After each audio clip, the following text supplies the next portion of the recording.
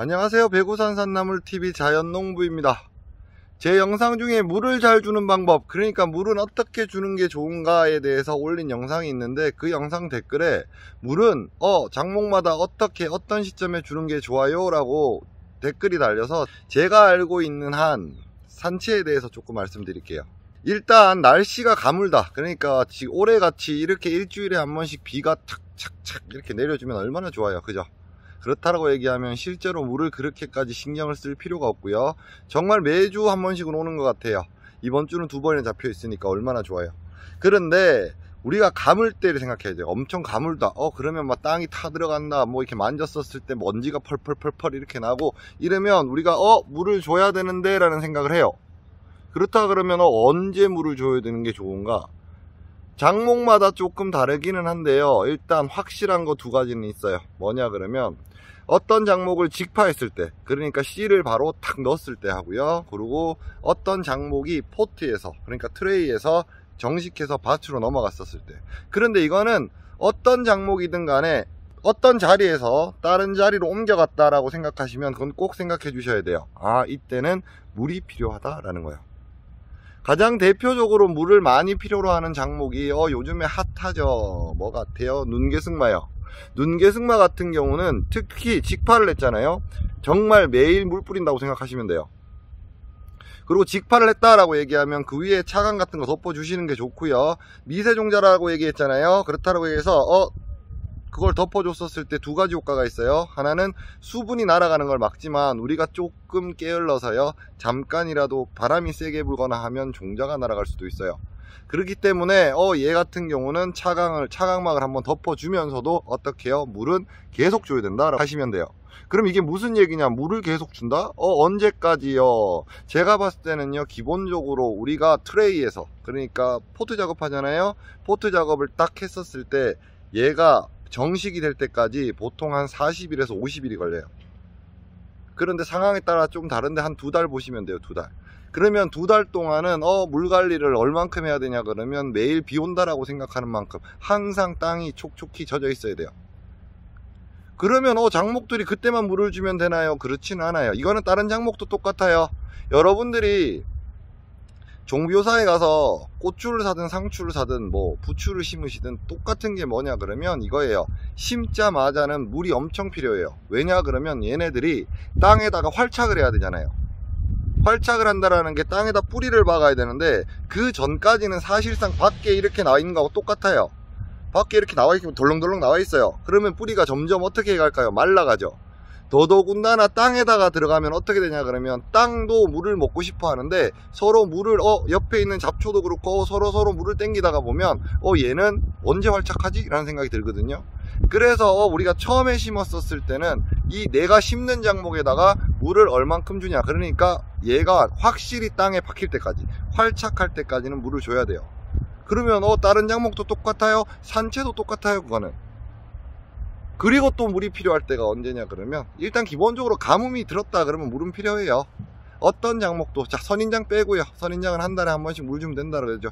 그리고 다육이 빼고요. 다육이도 그냥 내가 생각날 때 물 주면 되죠. 그런데 다른 작목들, 보통 작목들은요, 일주일에 한 번 꼴이라고 생각하시면 거의 맞아요. 언제요? 메마를 놨을 때요.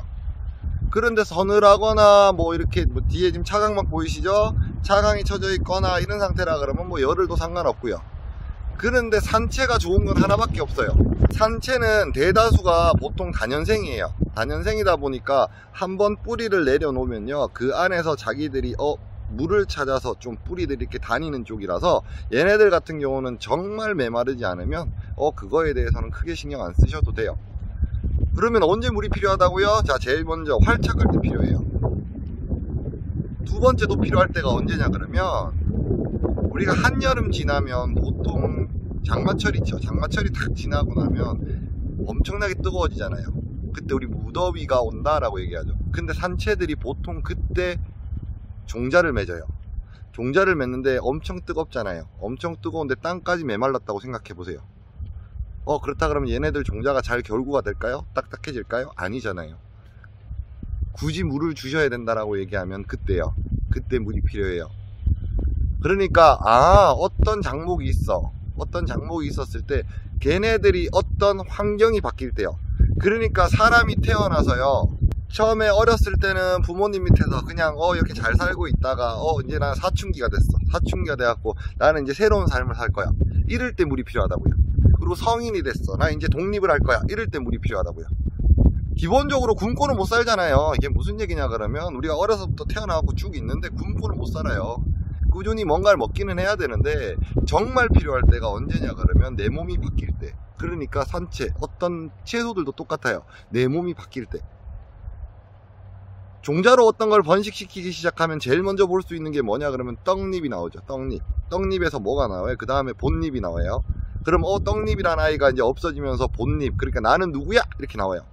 그러니까 처음에 떡잎이 나왔었을 때 보면 동그란 두 개가 나와 있을 거란 말이에요. 근데 거기서 이제 나는 누구야? 한단 말이에요. 그 누구야가 뭐냐 그러면 나 곰치야, 아니면 나는 수리치야, 이렇게 해요.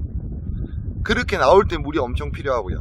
이제 걔네들이 어디로 옮겨갔을 때, 밭으로 옮겨갔었을 때, 이제 나는 이 땅에서 살아야 돼. 이사를 갔어요. 이사를 딱 갔었을 때, 그때 물이 엄청 필요해요. 그러고 난 다음에 얘네들이 이제 잘 자라다가 언제 나는 이제 씨앗을 받아야 돼. 그러니까 나는 이제 내 아기를 놓을 거야.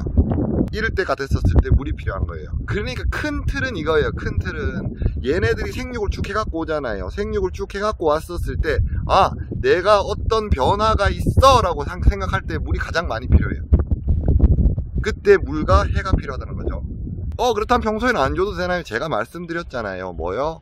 평소에 안 먹고 살 수 있어요? 아니요. 계속 조금씩은 먹어야 되는데, 특히 조심해야 될 때가 바뀔 때.